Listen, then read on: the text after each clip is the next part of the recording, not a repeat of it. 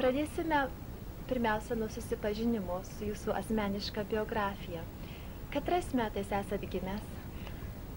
1899 birželio mėnesio 6 dieną. Taip, šimtmetį. Katroj Lietuvos daly? Aukštaitijai. Ir katram kaime? Stublių kaime, Utenos apskritys, Tauragnių valsčius Stublių kaimas. O jūsų tėvas kokiu verslu vertėsi? Ūkininkas. Kada nutarėte grįžti atgal į Lietuvą ir kodėl?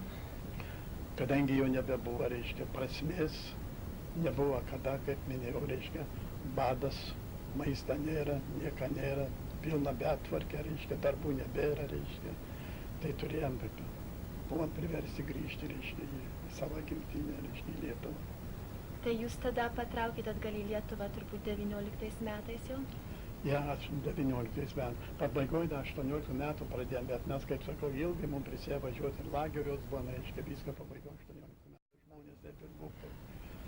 Kokios buvo nuotaikos tų begrįžtančių pabėgėlių atgal į savo kraštą? Štai jie pergyveno tą revoliuciją, dabar nežinia, kas jų laukia Lietuvoje. Nu, kiekvienas tikėjęs, kad vis ras savuosius ir, reiškia, ras geresnį gyvenimą.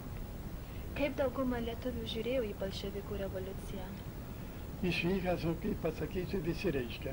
Caras jau mums buvo, kaip saka, ir įkyrėjais. Kaip ypač ir Lietuvai buvo įkyrėjais, kaip ir visi dirba prieš tą carą, reiškia. Viso politika jau buvo, politikerių buvo, kurie, reiškia, jau norėjo, kad kaip tai nuverstų tą carą. Bet niekas netikėjo, kad tai blogai išeis su jo nuvertimu.